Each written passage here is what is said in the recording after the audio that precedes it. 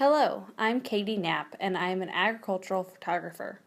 The following webinar was originally presented to the young leaders of the International Federation of Agricultural Journalists. Thank you for taking time to listen and look at my stuff today. I'll just start with, first our title, Making the Invisible Visible. This is kind of a catchphrase of photographers and researchers alike. It's not really a catchphrase that I had heard before I did my master's and got deep into the sociology space.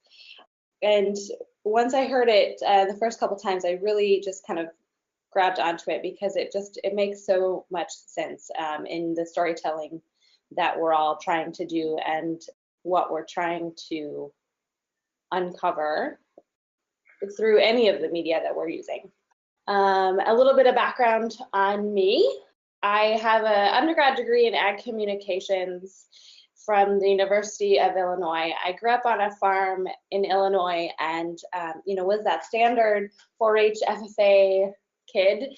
And through those experiences and growing up on a farm, I knew that I wanted to be in ag, but as I said, I didn't want to be in the tractor cab. I left that for my brother. So then found ag communications through kind of a serendipitous event that I had done well in a contest in FFA in that category, and I was like, all right, let's just try this out. And I was lucky enough to be one of those who found the right major right away, and I never changed and never looked back. And so that took me into ag advertising and PR agencies. Worked at a couple different ones across the country and did a lot of different work as far as brands and categories. And through that work, I was very much on the strategy and the audience analysis kind of side of thinking, always thinking, okay, so do we have this product in this company who's trying to push it to the audience, or is the audience raising their hand and saying, I have this problem that I need a solution for, and then we're coming in and solving that? Or is it kind of in the middle, and how are people receiving that information? Are we engaging? And all of those kind of things. And so that pushed me to the sociology thinking as I was getting towards, I'm ready for grad school, I'm ready for something deeper. What is that? And so meanwhile, simultaneously, communications was getting so much more visual. So that's when all of the social media was taking off, all of the publications having their online spaces. There was just more space in the world for pictures and for video, and everybody's internet speeds were getting better, that they could actually download them, and smartphones, and all of these things are happening simultaneously. And that's how I landed in London to get my master's in visual sociology. I wasn't necessarily looking at the school in London and then found the right program. I found this program that didn't really exist in the United States. And so I went and did it in London, which turned out to be an amazing opportunity to kind of get out of my comfort zone and out of the little space that ag communications has carved out in the United States, and throw myself into a space where, we're those consumers that don't know anything about ag. That's what I was surrounded by. So it was great. So then when I came back, I went back to the agency world for a little bit, and then decided it was time to just go out on my own as the ag photographer. So that's where I'm at now. And now I will share the research that I did in my master's program, and then we'll switch gears and look at how to apply the findings from that research and what I've been working on a little bit since then, and how you can use those findings as well. So the research I did was called Farming Imagined.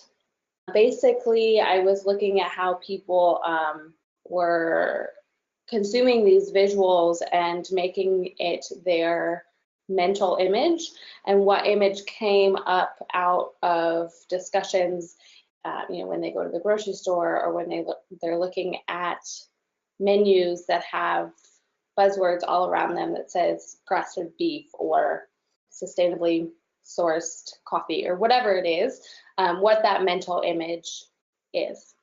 And I came to this because the draw to do my master's and to do some research was I just kept hearing that the semantics were broken, as I like to say. This was back in 2012, 2013, and so this is when a lot of the associations and organizations were really getting on this dialogue train with consumers. We knew at that point that what we had been doing for decades sit right with me, and I said, okay, how else can we look at this? So that's what I focused my research on. This list in particular came out of the research study that USFRA did right before they started their Food Dialogues whole program. And as I was researching in school, reading all of the books and all of the literature across the space, I came across this quote in the book Food Words, which is a bit of a encyclopedia, I guess, short form. It's like a bunch of, it's just hundreds and hundreds of words that relate to food. And then he defines them in kind of a narrative versus a dictionary kind of format. And when he comes to the word farming, as it says here, farming encompasses a wide variety of organized land or marine-based activities intended to produce food. Farming is clearly about much more than producing food as cheaply and efficiently as possible. Okay, so that last bit rung true to me of, these words that we were talking about, safe, abundant. But if you look between the lines here, he's not actually saying what it is, he's saying what it could be or what it loosely is. And because farming, as you all know, farming is so different, acre by acre, climate zone by climate zone, country by country, crop by crop, that you can't really define it with words. So again, this notion of the semantics are broken. We can't describe this to consumers or even to ourselves in a way that's succinct and unbiased and all of those things.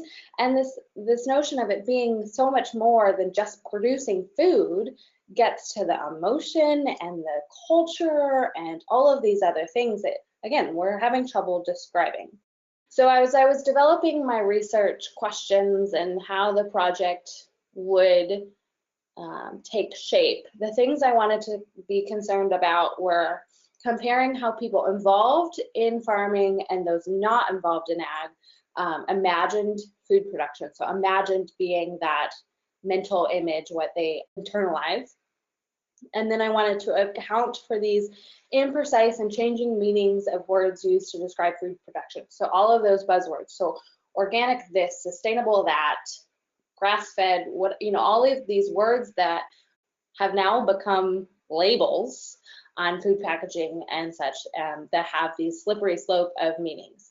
And then I wanted this research to be something that I could apply in practice.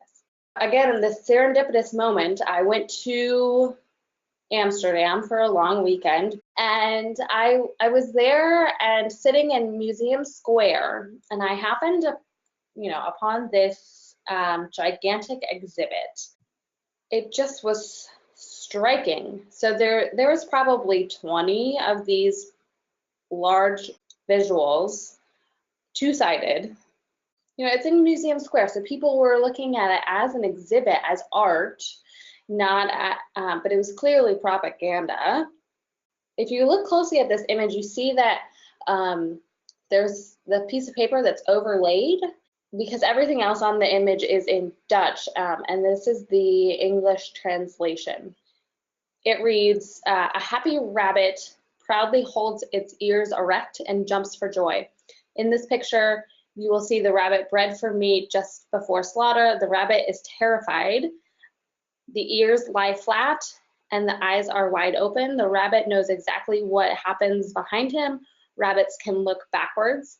Due to stress and illness, 1 in 5 rabbits dies before slaughter. And that was it. And people were looking at this just, at face value. I was questioning it, going, where's the citation? Where's the context? The little fine print underneath the image above the logo, I think, is just a copyright of the photographer. Like there's no extra in this image. So I started poking the bear a little bit and asking the fellow tourists, like, what do you make of this? Do you believe this? Are you questioning this at all? And everyone was just kind of like, oh, I don't know.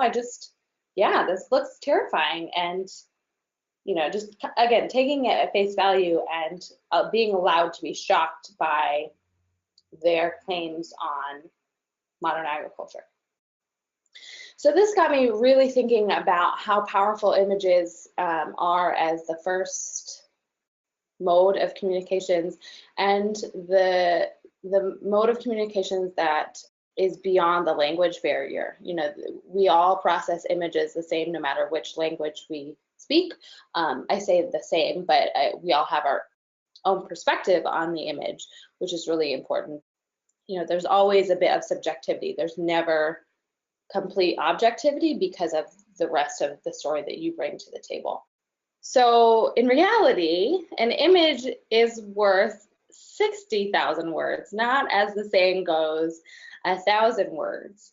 And this is because the brain processes visuals at 60,000 times the rate that it does text. Further to that point, I'm going to now show a little video that talks a little bit more about all of these stats of why we need to be paying attention.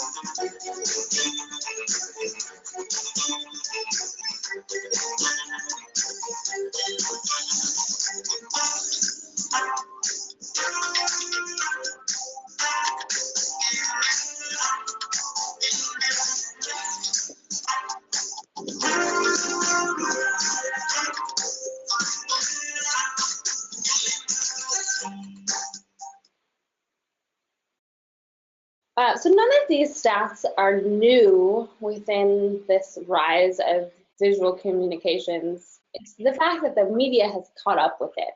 We can consume this information now because we can produce it. If you just start Googling visual communications and visual content, I mean, there is just new content published every time you hit refresh because it's such a hot topic right now. I mean, Cisco does a research project on kind of how people are using the internet, and their stat is, as it said in this video, that visual communications will be like 84% of communications on the internet by next year. And then you just look at like what Facebook is doing just in the last month, that now if you just put out words in your post, you put it in a giant red box or whatever color you pick, because no one is reading just the words. They have to, because we're inundated by so much visuals, you have to then add to that with it's not good enough to just put words out. As I was doing my research, these are the questions that I was asking. How do people visualize farming? What do they imagine when they think about today's existing farm practices? And how does that image compare to their ideal way of producing food? I did photo elicitation, which is a research jargon to say that I showed them a bunch of pictures and then we had a discussion based on what those images conjured up. And I showed them maybe 100, 115 pictures, and you can see in the background image, like the scale of the image, it was quite small, because I didn't want them to be concerned about the production quality of the image, whether it was a slick, well-produced image or if it was, you know, a snapshot kind of thing. Most of the images were from my archive where I had gaps in the whole story or style of farming or what have you. I went to Creative Commons for those. I talked with people around London, people who were in various economic, social, had different backgrounds as far as geography, but none of them were in agriculture on a day-to-day basis. And then I also talked with people in ag back in the United States.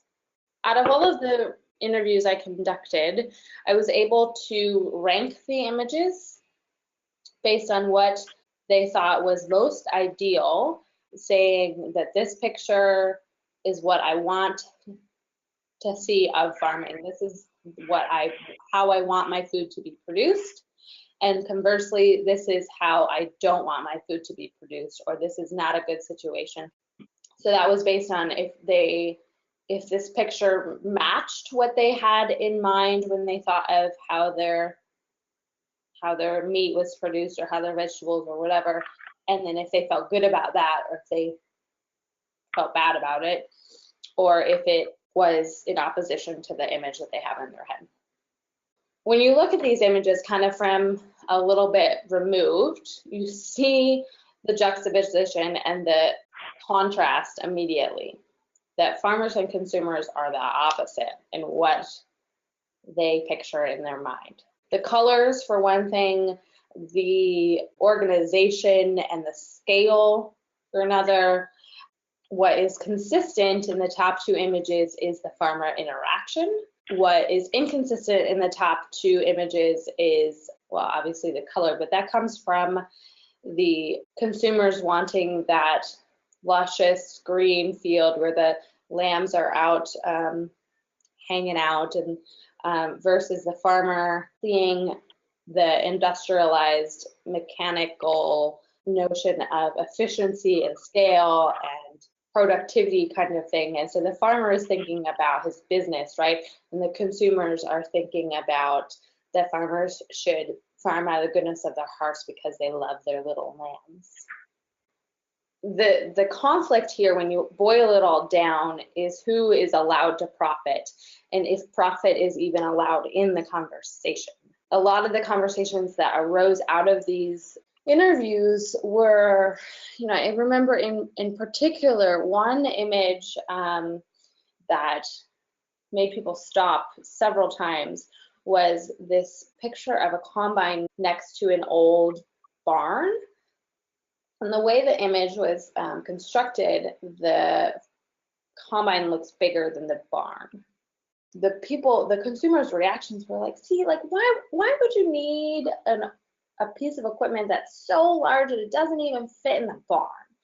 Having removed themselves from the idea of like old barns, 100-year-old horse barns aren't necessarily used to store equipment these days. They might still have animals in them or antiques, but it doesn't need to fit the combine. But also that a farmer needs that size of equipment in order to do his job, right? And so the conversation went on. This picture happened to be from my home farm, and I said, okay, but this image is my father's, and he needs the size of equipment in order to work the land that we have, and in order to get it done in the right amount of time with the weather and et cetera, et cetera. This is how he's able to pay for my brother and I to get undergraduate degrees. And they're like, oh, like I didn't even think about it in that respect. Of course, like he's allowed to profit enough to send his kids to college, right? That's not where the consumer's mind is on a day-to-day basis. They're okay having the small producer who feeds into the farmer's market earn a profit because they have that interaction and they have that sense of morality. Just popping over to the comments. Yeah, exactly. The picture of the canola with the poppies in it. Yeah, it's a lovely picture of diversity, and the colors are just nice. And then the farmers are like, that's disastrous. That was exactly the conversation. In the literature, these images, the way it turned out is not surprising, right? Any of us could have predicted that the farmers and the consumers would think differently, and there would be some kind of notion of this scale and profitability and efficiency versus green pastures thread. And that's true in the literature. that I was reading before and after this as well. This particular point just drives it home. The farmer has an important role as a person who is not only professional knowledge, but also emotions and affection, and hence morals. In this way, the sensitive farmer maintains the humane face of agriculture. So this is where I have really focused my intention moving forward in the images I create. Really thinking about moving on to this storytelling idea and the visual of it. How does even a farmer who's in charge of a dairy farm that has thousands of cattle, or farmer out in the plains or the outback or something that has just thousands of acres, perceived distance and negative from the consumers, how are they still that humane face of agriculture? And how does everyone's different practices still boil down to what some of the consumers are saying of, I just want to know that my farmer farms out of the goodness of his heart, that my food is produced because he cares. And those kind of morals and emotions and affection, how does that ring true even when those farmers are trying to change their operations into an enterprise and be businessmen and managers and executives, where the industry wants to go in order to keep being profitable and making sure that we can produce food, with this innate desire to know who the farmer is. And so now I'm going to show you some of the visuals of the photos I've made since then, and I've coupled these with some quotes that I've pulled from research on visual content and visual communications and the trends right now, and how I've kind of married those with the research. To start with, make your images work as 60,000 words. So it is a narrative force that moves info from one person to another, the new literacy, forever expanding world of communications, in a universe that has insatiable need to talk to one another. So on a quick glance, you can see what's happening, that you can feel the emotion. This image can show to anyone, based on his body language, based on how the plants are in the water and the mud, that this water is in the wrong place and this farmer is concerned. You feel his emotion, right? So again, this idea, I love this, the new literacy, that you don't need the words, you don't need a specific language to describe this. And this is a real quick way of telling his story versus a long form explanation. Another key notion is fostering connection, understanding, and engagement. Visual communication unlocks access to non-linear and non-verbal parts of the brain. And you can look at it, get it, and move on. So this notion of kind of billboard quickness and telling this whole story in one glance, so much of this image is about the emotion and the connection, that just the little bit of motion of this tree being shook, and so the dust and needles that are flying away, you can see, and the smiles and the body language, you can see what's going on, that this kid has come with his father to get their Christmas tree, and they've come to a farm. You can believe that it's a farm, not a grocery store parking lot, and that it's fresh. There's so much going on in this image. This doesn't make a good magazine cover photo. This is everything all in one frame. The trick to capturing an image like this is timing. I mean, there's nothing around that.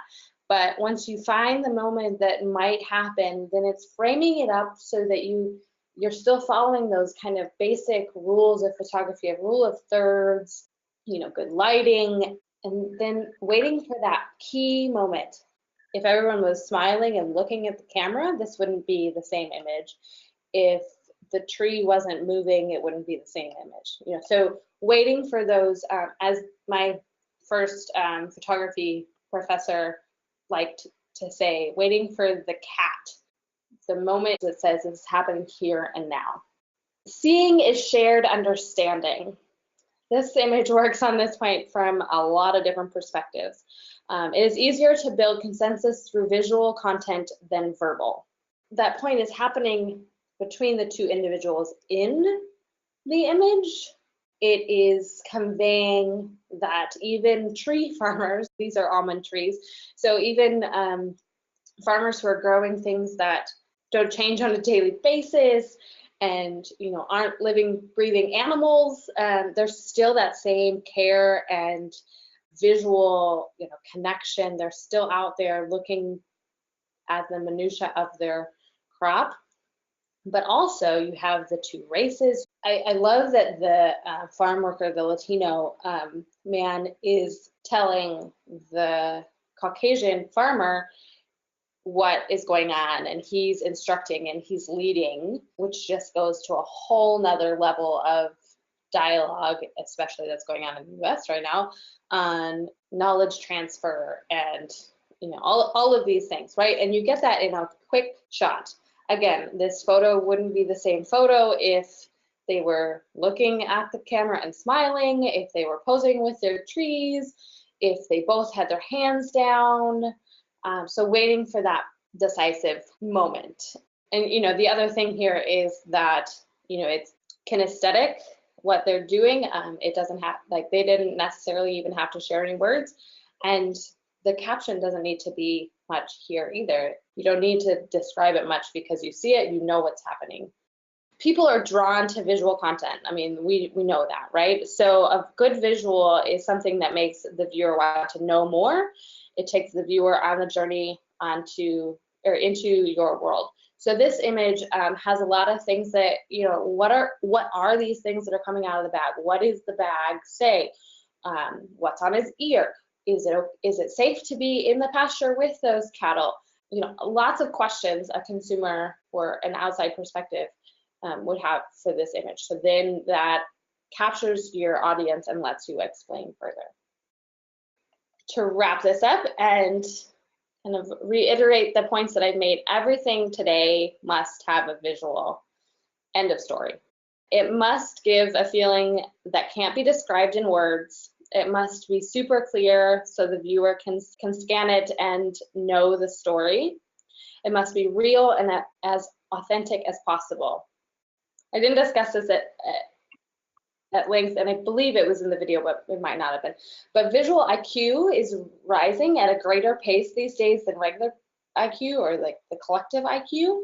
There's speculation that that's because we're all viewing so much more. And so the point of that and the takeaway of that is that people can discern quality images better than they used to be. People know when something is photoshopped or they know when something is posed. So the authentic, real moment is crucial. So that's what I've got for you. So now, if you have any questions or comments.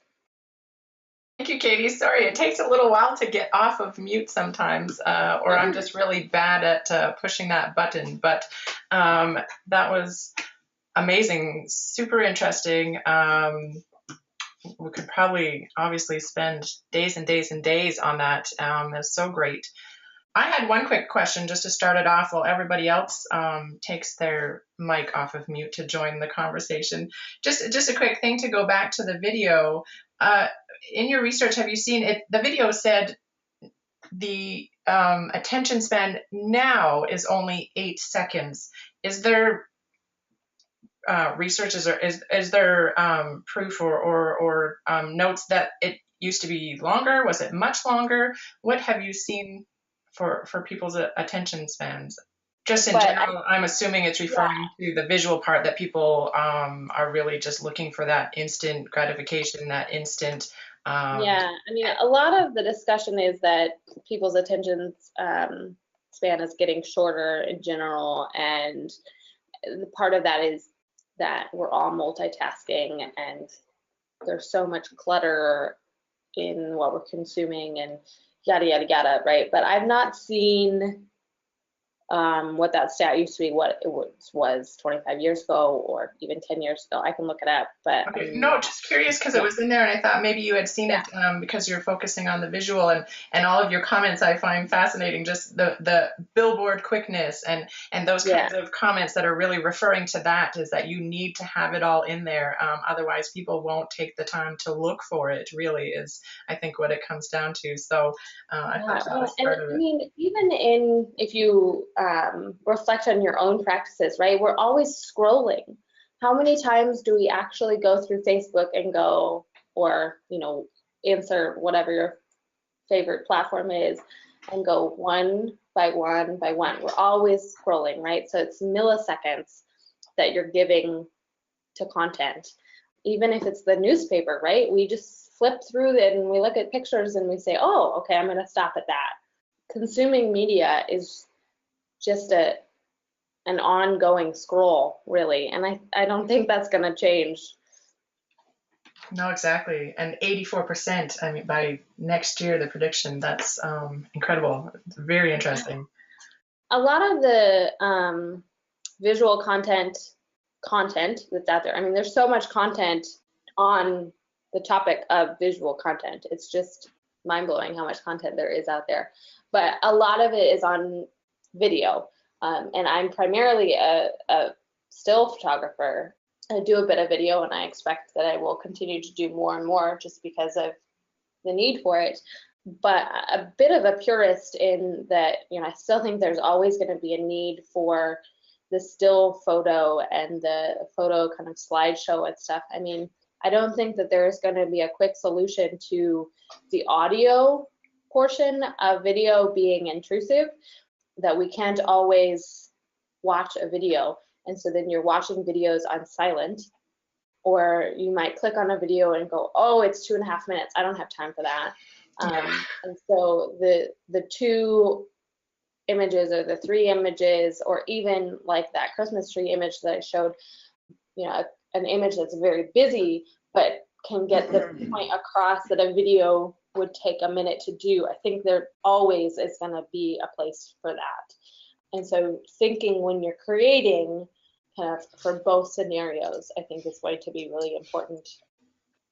I had a quick question, Katie. Yeah, go ahead. I could jump in. Just looking at some of your shots, when you go into a scene that you're trying to capture, do you look for one single image that gets to the heart of the story, sort of like a headline if it was a written story? Or are you looking for shots that tell parts of the story like a paragraph? Both. I don't know if all of you have spent much time with Harlan, but once you do, you notice that he goes, that's the shot, right? A lot of the work that I do is that you find the moment as it happens, and so you can't necessarily script that. When you're creating a video, you kind of have to go in with a shot list because you've already decided what the video, like what the story arc is going to be. I don't do a whole lot of kind of product shot kind of photos that I need exactly this detail. It's more the documentary. Seeing how the story evolves and then editing that after the fact. So that image might not, a lot of times I won't know that image until I'm back on my computer and editing after. I had a question for you, really more of a problem, and I'm wondering if you have an answer. We take a lot of original photography for print and some of our more in-depth online articles, but for a lot of online stuff we use, like for our markets or Department of Ag updates or breaking news, we're stuck with a lot of stock photos. Right. So the struggle we have is, how do you help bring someone into that story, or how do you make it have a little bit more engagement on social when you're limited in the amount of like original photography? So I guess how do you make stock images more compelling, or is there ways to edit that, or different sources, or I don't know if you have any insight on that, Katie. Well, I mean, you should just have me on retainer. That's a good In an ideal world, yes. Yeah, I don't know. Stock is along the same lines of this visual IQ. People know stock images. Like that's like people understand what stock imagery is. I would say when you're starting to search for that image, try to use the emotional trigger keywords first. So if it's a story about how many acres of corn has to be replanted, it's not a picture of corn planting, it's a distressed farmer. Or going to that point of it being nonverbal. So if you can describe something that you can't describe with words, so showing that additional sense, or just thinking about how to humanize it versus the keyword of corn planting or weather. That might be one way to start. I don't know what kind of results you'll get in the stock search depending on which agency you're using. And I think some of that, if you start doing that on a regular basis and hitting a wall, and then it's keeping track of those lists that you wish you could have an image for, and then contracting out saying this is the list of images we need, and then hiring somebody to do that in chunks. Sure, not be you. Yeah. No, that's an interesting perspective, because I think we do rely more on the stock shots of a corn planter versus maybe the farmer or something that's going to convey the emotion a little bit better. Yeah. Just to jump in on the point you made about having interactions that seem natural, are there any tricks or tips that you use to get subjects to behave like that?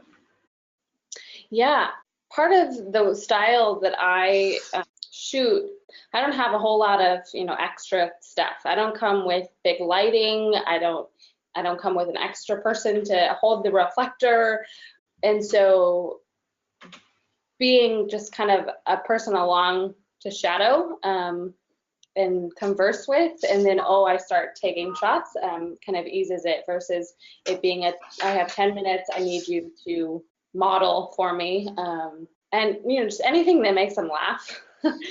And that varies by person, and so what you have to do is just spend some time with them as people first. This is always hard to do when you're in the moment, but it's to not get your camera out right away, is to just build rapport with the person first, and then slowly, casually get your camera out and start shooting, and then they've dropped their guard.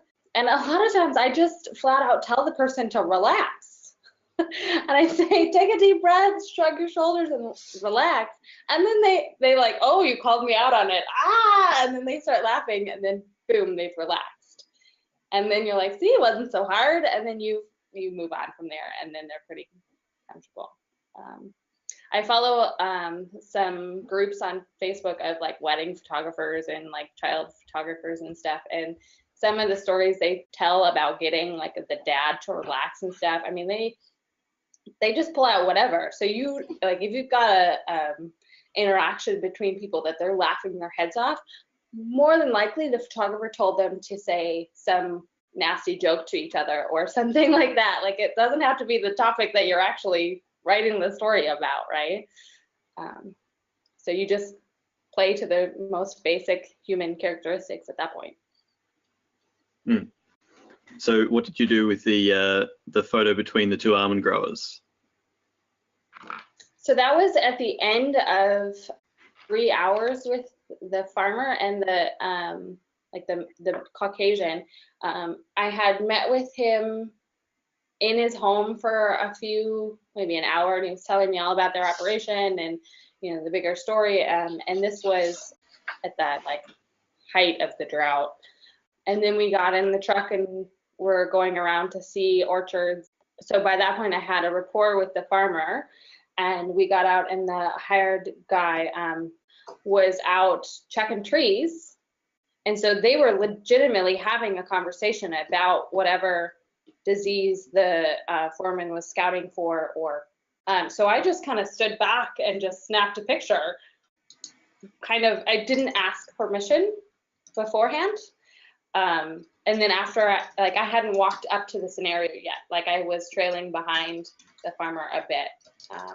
And then I walked up further and introduced myself.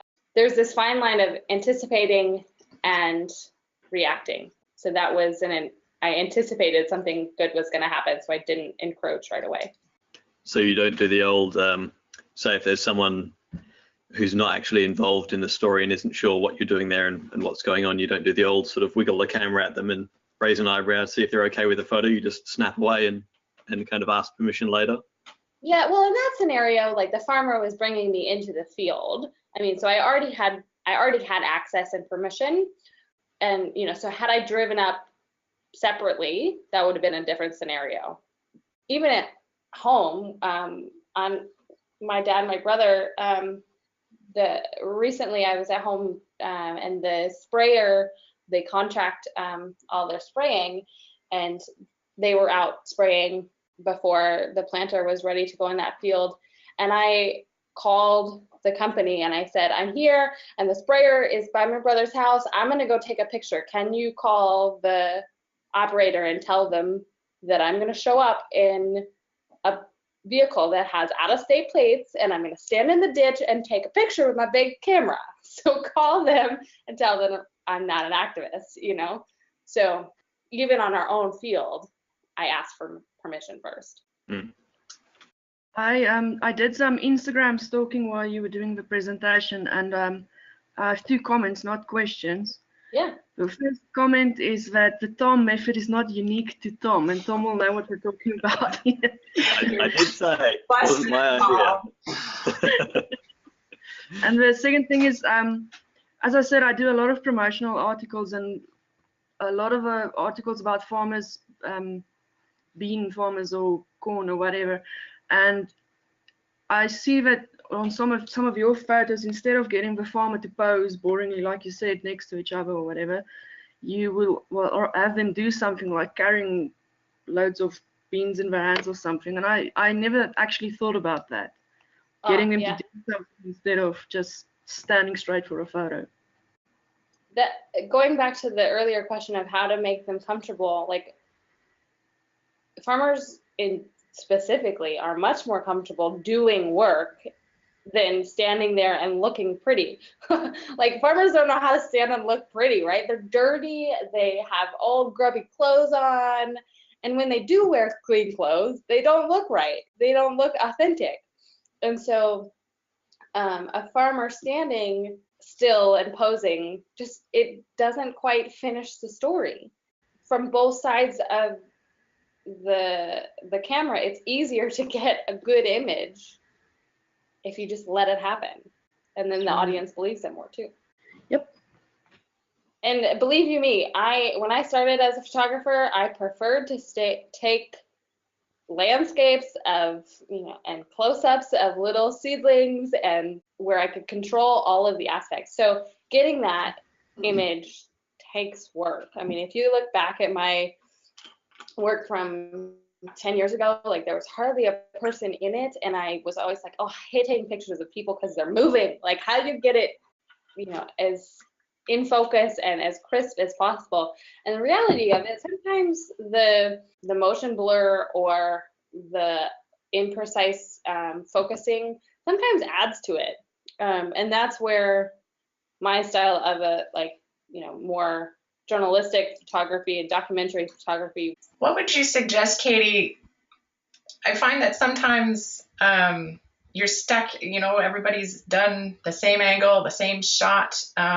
What's your advice when you're looking for something new, but still being able to tell the story and still being relatable and recognizable? Do you have any tricks? I think, to Jesse's question earlier about stock, the same image, so to speak, is not ever the same image if it has a different person or a different location or a different little bit of the here and the now. So that cat, as my professor used to say, if you take a picture of a field or a tractor or cow, right, that image becomes redundant. So that picture of the dairy cow eating out of the bunker with his head in the lock, that you've got to wait for the right lighting moment or the right interaction with the staff or something. But if you're telling a story, that image of the farmer standing in the field will be slightly different based on the story that you have in your mind of why you take the picture or what moment you see. So it's really trusting all of the context clues. Thank you. Can I geek out on the gear front? I'm a massive gear hound, and I want to know So what lenses waiting. you use. So I have an older camera, the 7000, which they don't even make anymore, but I just love. I'm due to upgrade to a full framed. This D7000 has a cropped sensor, so I'm ready to make an investment on a bigger camera. But for most of my portraiture kind of stuff, if I am going for shallow depth of field, I will use my 35mm fixed 1.8, which is like $100. Like, it's not an expensive lens, but it is wonderful, and it's very well made. Like, it travels well in your bag. My other lens is a 18-200, kind of all-in-one lens. I have the Nikon. I used to shoot on the Tamron one. They both were pretty good lenses. I get frustrated often that it only goes, it's got a variable f-stop, goes anywhere from the like 5.3 to 3.5. And I shoot at the end of it a lot. You can fake going lower in f-stops by zooming. So if you stand back farther and zoom out, like the compression of the lens will make it appear to be a lower f-stop. And for the limitations of the lens, I still love it because I don't have to change my lens. Like, I get dust on my sensor all of the time. I like how we're all nodding at that one. I think we can all feel you on that one. I recently started cleaning my sensor myself, and it was the most terrifying thing to do the first time. And then I did it, and it was fine. And I was like, oh my gosh, why have I been like outsourcing this? So if you do outsource it, like, just take the jump sometime and get the right tools and just do it yourself. And I'm very happy with your photoshopping, or lack of photoshopping, being after the fact. Is this with a little extendable brush or an air blower? Yeah, so most of the time you can do it with just an air blower, which I've done that for a long time. But no, I actually like swabbed the dust off the sensor with the little brush thing, which was just terrifying. But it worked, because there was this giant glob of dust that was not moving, and I could actually see it with my eye, like looking at the sensor. I watched lots of tutorials on it before I was like, okay, I'm ready to do it. Makes me so happy I'm not the only one that was terrified. I haven't brought myself to do it yet, but I'm getting closer, so. Yeah. If your camera's got the automatic sensor cleaner thing, that can kind of sometimes do it. Yeah, but once you have dust in your sensor, like, it's not going to take it off. Like, no little shake is going to dislodge dust that you can see, in my experience. Like, if you've got dust, then you're screwed. Like, you've got to fix it some other way. And I don't leave my sensor shaker thing on very often, because also it drains your battery more. So maybe on the newer ones that function is better, but. What was the one thing you learned, Katie, from your research, from your dissertation, that has helped you the most? Wow, the one thing that's hard to describe. Like, my frame of reference and the way I think about things is completely changed from just the nature of getting your master's degree. I don't know if, Jesse, I know you're getting your master's, but I don't know if anybody else has done higher education. For me, it was just kind of a completely different way of thinking. And like, I went through my undergrad not spending much time in the library, as I think a lot of people probably do. I really didn't read many journal articles and whatever. And in my career, I didn't really have a need to do that. And now I research things very differently. I look for sources differently. And then obviously the actual research I did, appreciating how much the visual element of communication is, how important it is, but also how different the consumers and farmers see things and the perspective that they're coming from. You know, all of that is when you have to force yourself to step into the outsider perspective and reevaluate, you know, all of that is that's kind of like 8 things all wrapped into one. You put it into one very, very well. I'm impressed. All into one picture. Very good. Yeah. Thank you. And I never really gave credit to the subjective versus objective.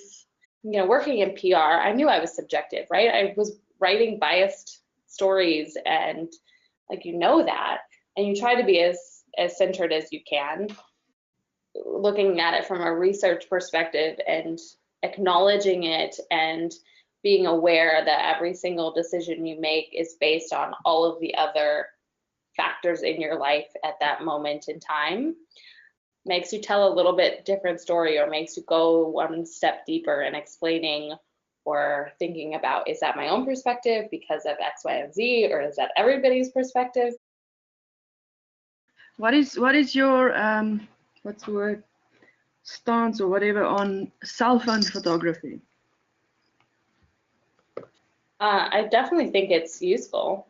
You know, one of my uncles at Christmas this year was like, so Katie, what do you think about all this, like, you know, self-publishing and Instagramming, and everybody has a camera? Does that mean that your career path is harder? And I was like, oh, quite the opposite.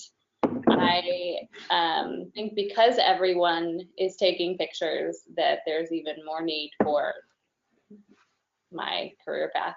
Everyone wants to see images, and like I was talking about earlier with this visual IQ rising, like, quality images are necessary, like that you're gonna know what is a good image and what's not. But more often than not, the only camera I have with me is my iPhone. Now, can that image that I take end up on a billboard? Maybe not, because, you know, although Apple likes to say that you can take billboard quality images off your iPhone, well, not often. You don't have good enough light to get your picture that big. But if you're in the moment, and if the picture appears and that's the camera you have, the best camera you can use for that picture is the camera you have. I don't have the latest and greatest iPhone, so I'm seeing all of these commercials for the new like portrait on the iPhone camera, and I'm really curious to see like how that actually works and how people, I mean, because what it's doing is like a lower f-stop. It's mimicking that, but I don't know if it's doing that in processing, or if it's actually focusing, and so if it's got this like fake blurring in the back, or how it's working. But I'm curious. I think that one how has. that changes. I think that's got 2 lenses okay. And 2 different sensors. Ah, okay. But that's going to change Instagram pictures for sure, or Facebook pictures. Everybody's pictures are going to get a different quality to them, which is only going to make the SLR manufacturers up their game even more. And, you know, it's just going to be a domino effect for the good, I think. You mentioned you've been getting into video a little bit more. What have you been doing, I guess, coming from the photography side? How are you adapting to that? What kind of equipment or new things do you need to learn? The editing is the major thing. You can do it with the equipment you have. So the videos I've shot all have been collective little clips. So the camera that I have is just fine for getting a 30-second clip here or a 3-second clip there. I'm not doing long. I think my camera can go for 20 minutes at a time, but that works just fine. And then I just use my fixed lens when I have a shotgun mic that I attach. In talking head scenario, I will have a lavalier mic. If there's any action or movement, then I'll use the shotgun mic. But the editing for sure is the hardest part. Mm. Yeah, so I've watched, I watch lynda.com tutorials all the time on how to edit. Yeah. That's the problem I've had, is learning, I guess, the storytelling, the technical storytelling of editing visually, but the sound as well. It's a completely new technical skill set to learn.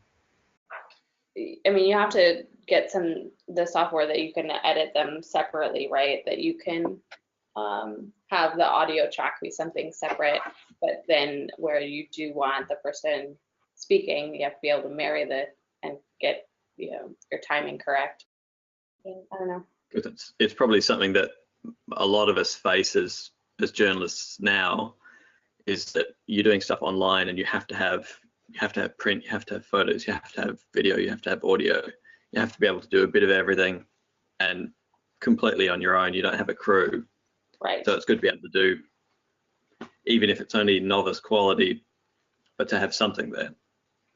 And when I'm actually shooting the video, I just I follow a line in the back of the camera on the LCD screen, and I have it on autofocus and that kind of thing.